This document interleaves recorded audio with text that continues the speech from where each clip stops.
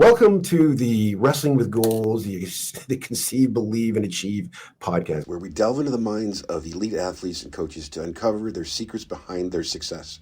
I'm your host, Shawn Geris, former university wrestling coach, D1 wrestler, national champion, Olympic trials medalist, Brazilian Jiu-Jitsu black belt, a three-time world team coach in grappling, and author. Join me as we explore the realms of training, mindset, goal setting, overcoming adversity, and various coaching methodologies in the world of sports. We interrupt this program to bring you an important announcement. Looking for top-tier healthcare in the GTA? Look no further than the Core Optimum Health Center. Founded by Dr. Pat Graham, official chiropractor for the Toronto Blue Jays, their clinic offers a wide range of services including physiotherapy, chiropractic care, acupuncture, massage therapy, naturopath, and more, all in a caring professional environment. They also are proud partners with the Shift Concussion Management Program, offering the latest concussion care and online neurocognitive impact testing at their Mississauga location. At the Core, your health is their priority. Visit the Core Optimum Health Center today and experience industry-leading care. Welcome to Wrestling with Goals, the Conceive, Believe, and Achieve podcast. Today's guest is Dr. Pat Graham from the Core Optimum Health and Performance Center. Awesome. Yes. That's a mouthful. It is a mouthful, yeah. But we want to make sure we got the performance part in, not just the health part in. So That's right. Because we do a lot of work with athletes and we try and look after their injuries and stuff. But we also want to make sure we can help them and improve their performance and things like that. So awesome.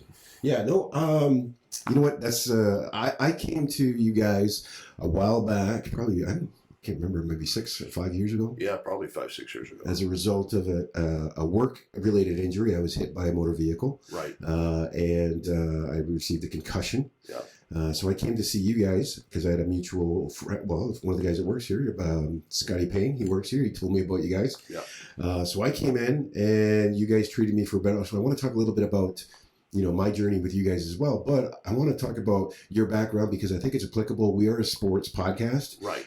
Wrestling, let's say, wrestling is where we kind of, sit our hat. But you've been in sports for a while. You played in the NHL. Right. Well, which teams? I was with Pittsburgh for 3 years and with the Toronto Maple Leafs for a year. Nice. And I did. This is applicable because most of my career was wrestling on the ice, so so this works out well. There wasn't a whole lot of scoring and stuff like that. A lot of wrestling on the ice, so this is good. Okay. And imagine like when you were competing or when you were on the ice when you're playing, you may have had concussions or been. Yeah, I had definitely had a few over the course of my career, and I was the first year that helmets were mandatory. So most of the guys I played with and played against when I got to pro weren't wearing helmets at all. So there was a lot of stuff that went on that not that as we know now, though, we know helmets don't make a big difference. Mm-hmm.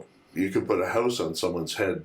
It's about the sloshing of the brain inside that that really causes a lot of the issues. So helmets, right? You're talking about how you played without helmets, and then you played with helmets. Right.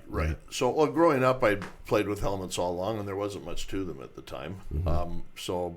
But like I said, the research is showing that helmets don't make that big a difference. They'll protect from outer head injuries and maybe a skull fracture and cuts and bruises and stuff like that. But as far as what goes on inside the head, the helmets really don't do a whole lot. And that's why you watch American football, and these guys they're doing all kinds of research all the time to try and figure out the best helmets for these guys. Mm-hmm. But they have more concussions than any other sport there is, even more so than rugby, for instance, which they don't wear helmets and they don't seem to have as many concussions as American football does.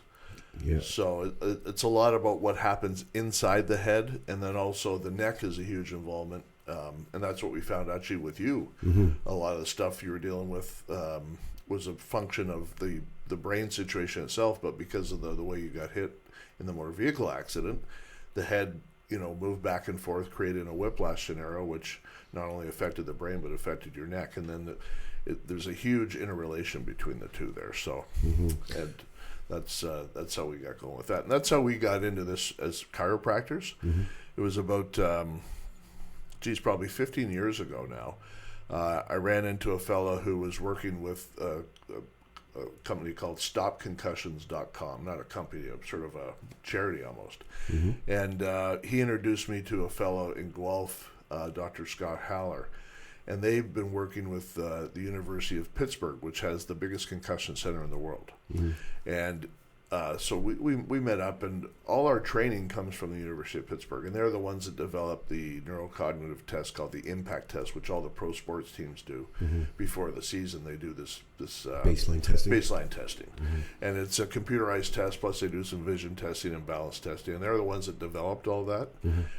And when Sidney Crosby had his concussion, and there was a lot, he wasn't responding, that's where he ended up going, and they were able to help him out. So all our stuff that we do here through Shift Concussions is all based on the University of Pittsburgh's concussion center. So the chiropractic side, I guess, is the neck component, but we now are, every day we're learning stuff. Compared to when we started with you 5-6 years ago, what we've learned, well, you've had a recent one too. Yes. And you're probably seeing some different stuff that we're doing now compared to when you originally came in too. So yeah.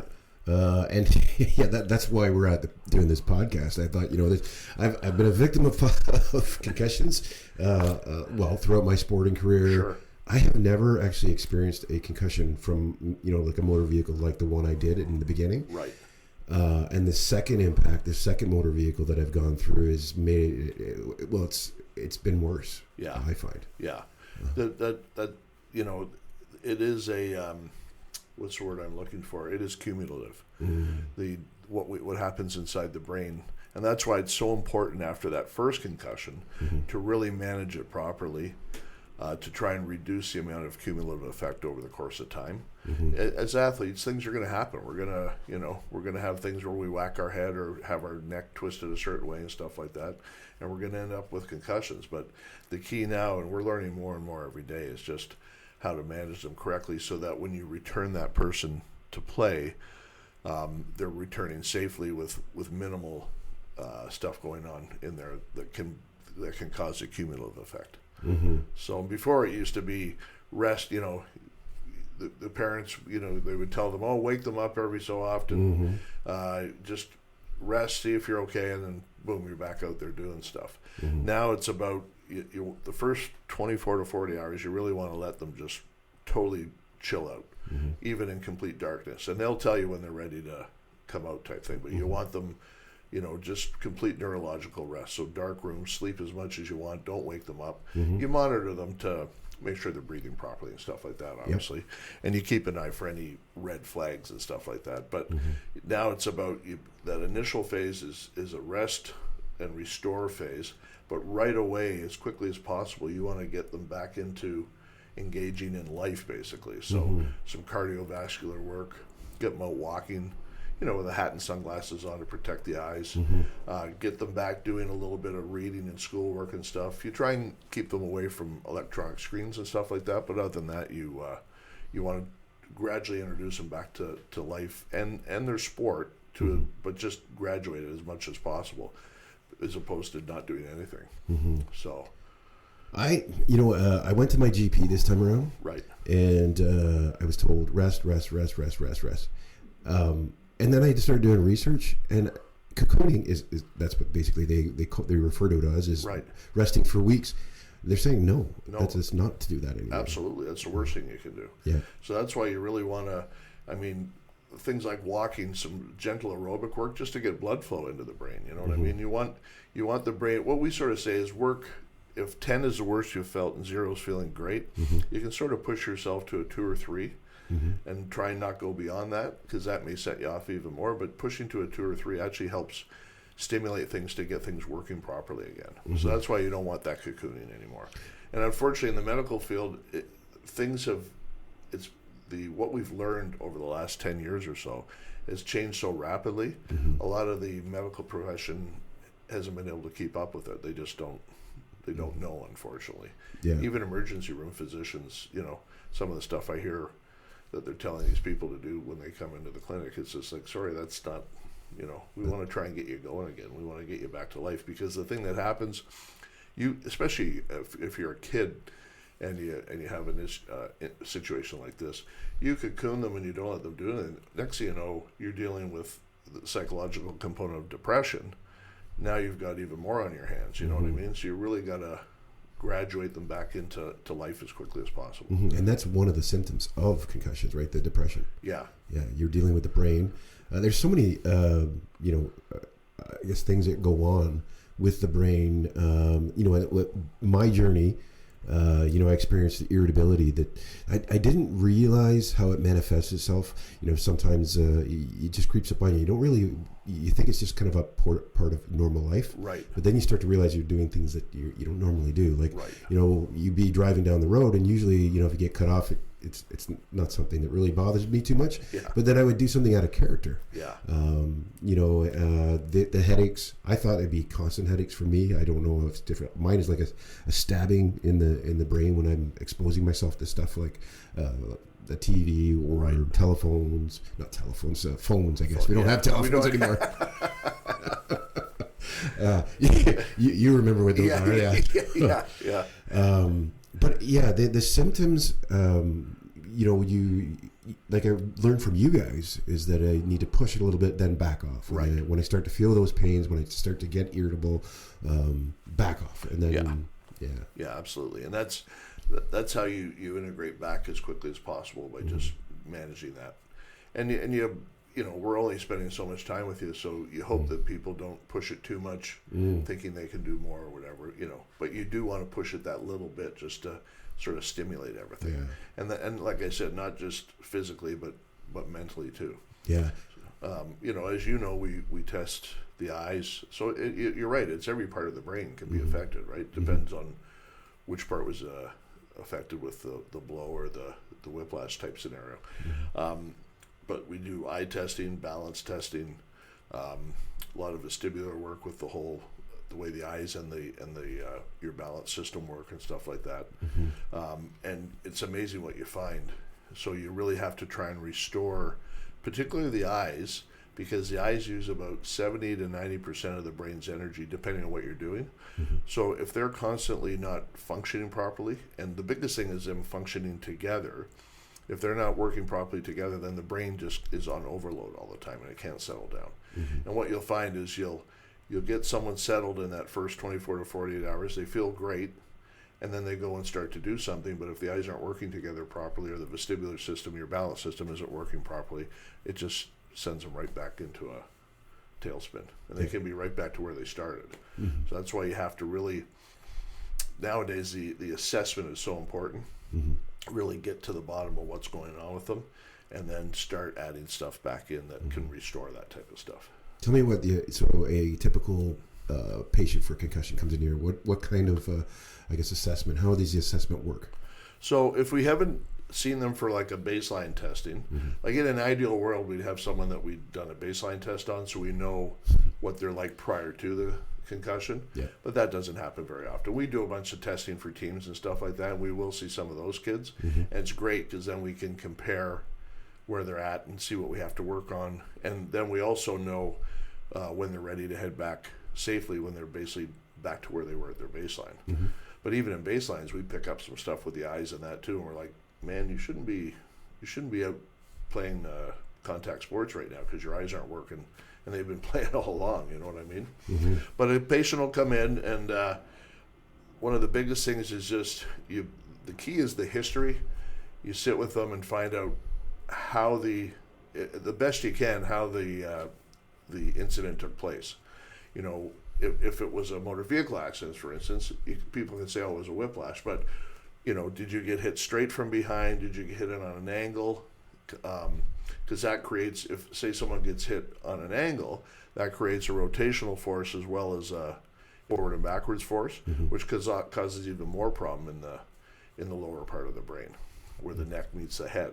So the history is really important. You got to really get to what happened and then into what they're feeling now, because that will tell you sort of the systems you're working with, and then get into the testing, which is, as I mentioned, the eye testing. So with the eye testing, we'll do just some typical eye testing for movements, and then we do what's called binocular vision, so how the eyes are working together. And a lot of times with someone with an acute concussion, we'll find stuff that has gone on, as we did with you, you know what I mean? So then we provide exercises, because the great thing is a lot of times it's not a neurological issue with the eyes. It's more of a, they just get out of sync, so it's more of a muscular component. There's so many muscles that work with the eyes. So you just train them back to work the way they were supposed to. And then same thing with the balance of vestibular system, as I was talking about. You'll find stuff going on with that, and you start giving them exercises to try and restore the way that functions. And then we'll work on the neck as well too, if need be, because that plays a big role. And a lot, like with your situations, both you've had a lot of neck stuff, so that's why, you know, you see Scott for massage, and then we're doing a little bit of manipulation and some soft tissue work and stuff like that. Mm-hmm. So I remember coming in and you know, we were working on my eyes, right, and I wasn't able to track, and I could feel as I was supposed to watch I don't remember if it was a finger or what I was supposed to watch, but my eyes would jump. I could feel them, you know, the one jump. It was right. An awkward feeling. And then we started doing the exercises, and I didn't realize how many muscles or how we utilize their muscles in your eyes, because, you know, you take that for granted, I think, most of the time. Yeah. And then when you start actually exercising your eyes, the exercise that you gave me, the charts and stuff like that, where I had to do head movement and then run or walk with it. Right, yeah. Started to stress my eyes too, because I was working my eyes back and forth, just like working a muscle. Right. Yeah. And that's you know, you want to push that limit to a 3 out of 10 maximum, mm-hmm. and then, you know, stop there. Yep. And then next day or 2 days later, try and do a little more and a little more. And you just keep trying to restore that system as far as that goes. Both the eye. So what you were talking about with the eyes and turning the head, and that's your vestibular system. Mm-hmm. So when our eyes should be able to stay on a focus on an object, for instance, and the head be able to move all over the place, mm-hmm. while the eyes stay on the object. And a lot of times you'll find that someone tries to do that, and right away it sets off their symptoms of that. Mm-hmm. And then we know there's an issue with the vestibular system, and we start them back slowly with exercises and such. So, yeah. I can remember being on the treadmill trying to do that, falling off because I pushed it too far today. Well, that's the concern, is you don't want to, you know, we get them on a treadmill, we get them doing some vestibular work, and the last thing you want is them falling off and concussing themselves even further. So. Yeah. No, you got, and that's the problem with athletes, I think. As an athlete, you know, that was my background. Of course, you know, I'm older now, so I'm more susceptible to those injuries. But as an athlete, you have that mindset that I'm going to get out of this, and I'm going to push it. I'm going to keep pushing it. Right. And with concussion, that's not recommended.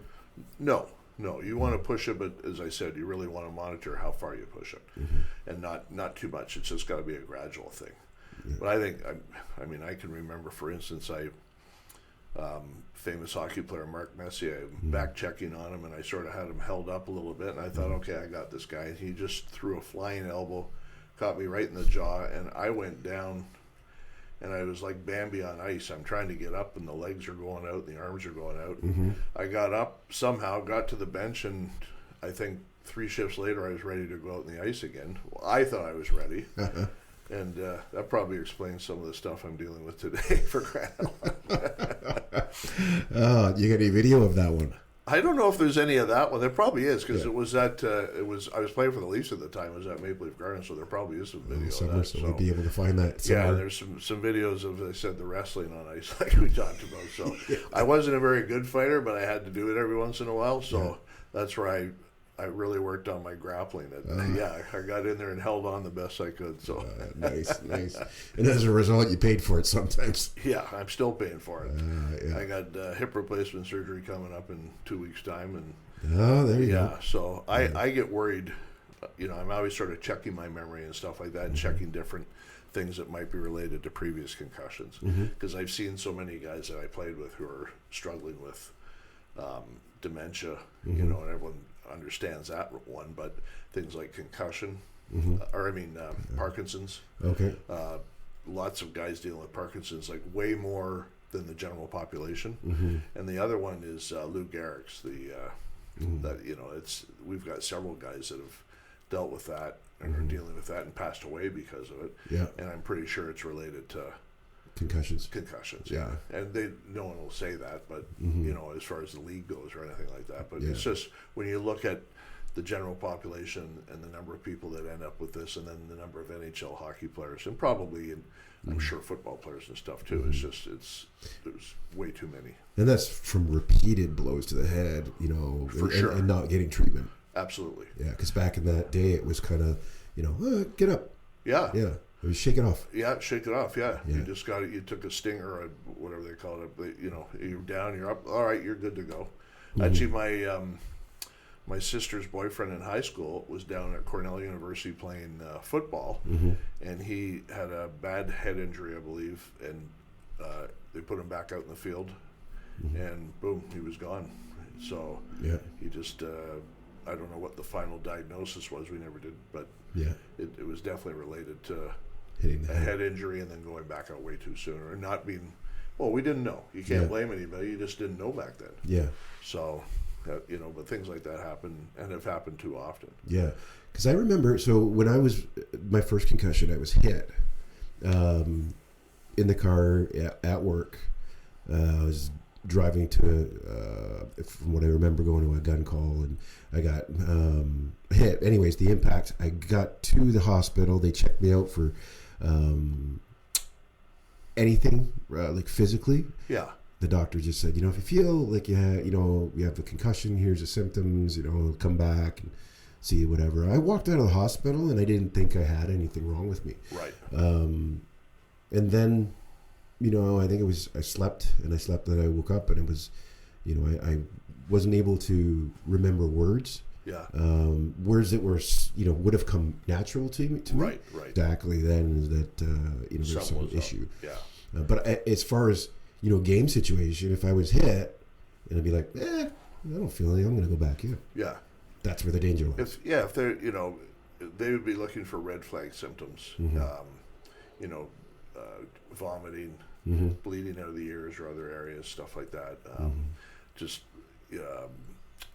sort of fainting, collapsing. There's a whole list of red flag symptoms that we have. So that's what we tell parents. You obviously want to watch for those. And if any of those appear, boom, you got to get them to the emergency room right away.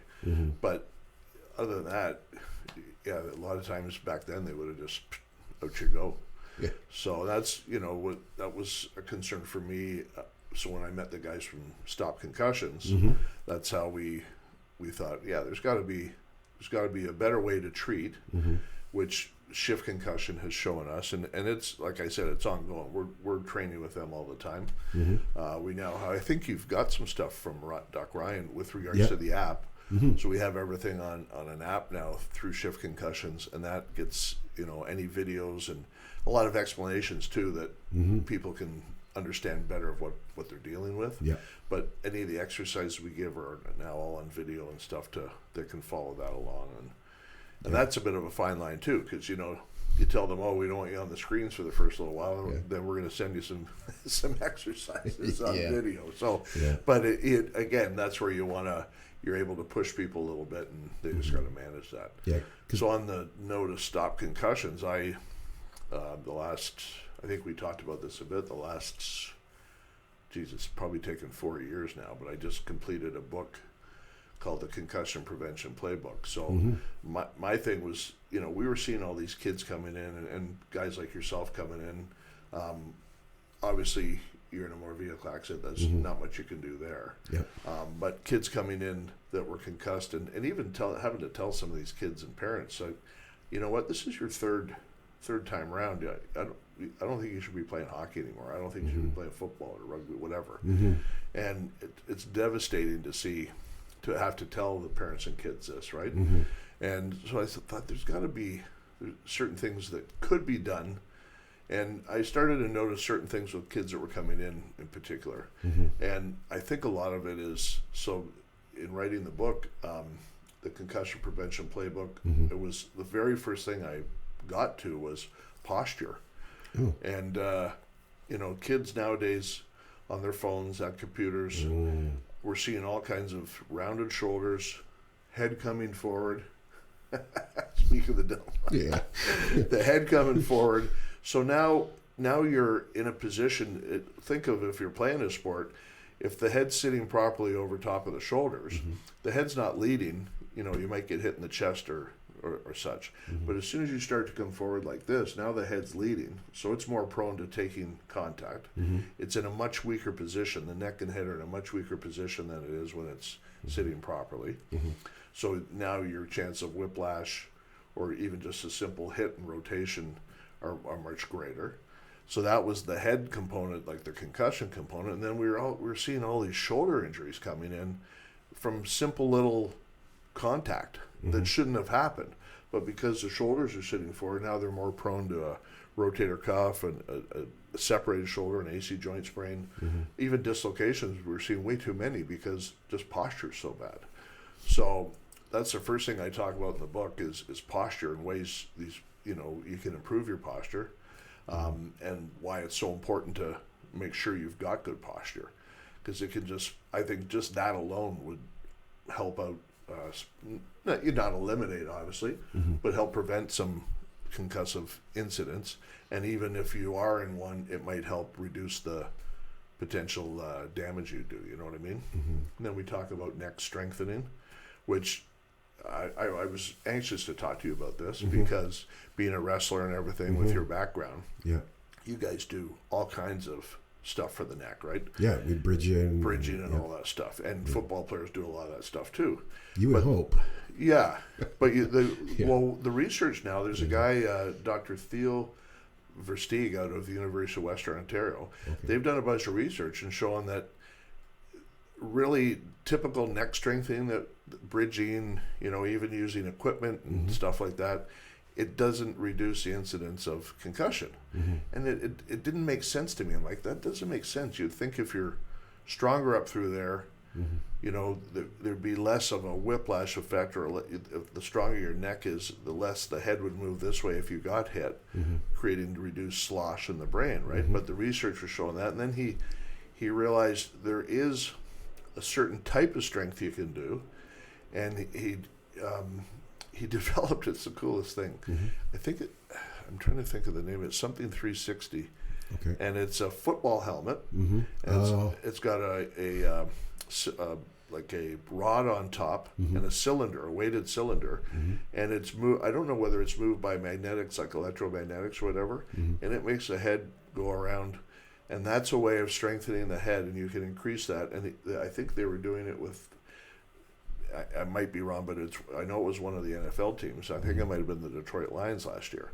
And their incidence of concussion was next to nothing from doing this type of strengthening. But it's a pretty funky looking outfit. Yeah. So I looked into it. It was just, for the amount of concussion work we do, it's just too expensive for us to use, but it's a, for a pro football team, would be an amazing thing to have. Yeah, I've actually seen that before. Have you? Yeah. So no, you said that because all the research that I've been doing because of the concussions that I've endured, I've been looking at things, but and I have a few football helmets at home. Maybe I should make your own. Yeah, my own. So, one thing I asked him, because I called him about it, and we were talking about the research, and I was seriously looking at the equipment, but you'd have to buy all different sizes and everything, so it gets pretty expensive. Yeah.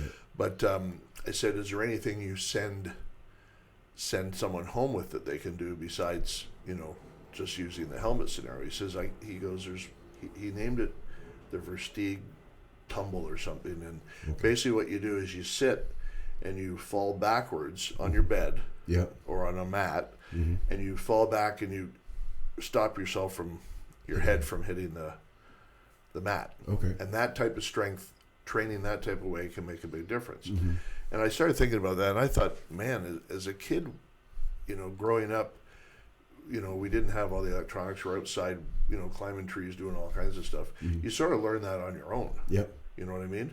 And I remember playing men's league a few years ago, and a guy took my feet out from underneath me, and I fell right on, feet right up, fell onto my back. But just out of instinct, I was able to keep the head from hitting. So there's got to be some neck strength component there, but just the way to utilize that neck strength is what this Dr. Versteeg's talking about. Yeah. So I thought, well, I still think some neck strength is important. So we're going to provide some exercises. Like in the book, there's going to be, you can hit a Q code and it's going to take you to a YouTube channel. Okay. And there'll be exercises on there to do. Awesome. But so we're going to do the one also falling back and on your bed. So if you do go back, you hit, no big deal, right? Yeah. But I'm also going to have them falling sideways, like landing sideways and stopping the head from moving, or if you can, like really try and stabilize it, and even falling forward and stopping the head from moving. Yeah. Because I think all those would be beneficial too. But you need core strength and everything else to help prevent some of this stuff. Yeah. So, and then we're doing shoulder strengthening in that because of, with the postural stuff, just to really try and improve posture to get these kids back in better posture, because it's really become, for lack of a better term, an epidemic. You know what I mean? So you probably see it. I see it daily. Yeah. That concludes part 1 of this episode. Part 2 will be released next week. Wrestling with Goals, the Conceive, Believe, and Achieve podcast. I hope you found today's episode insightful and inspiring. Your support means the world to us, so don't forget to subscribe to the podcast and leave a comment in the section below. Your feedback fuels our journey to bring you more valuable content and stories from the realm of sports. Until next time, keep pushing boundaries, believing in yourself, and achieving greatness. Thank you for listening.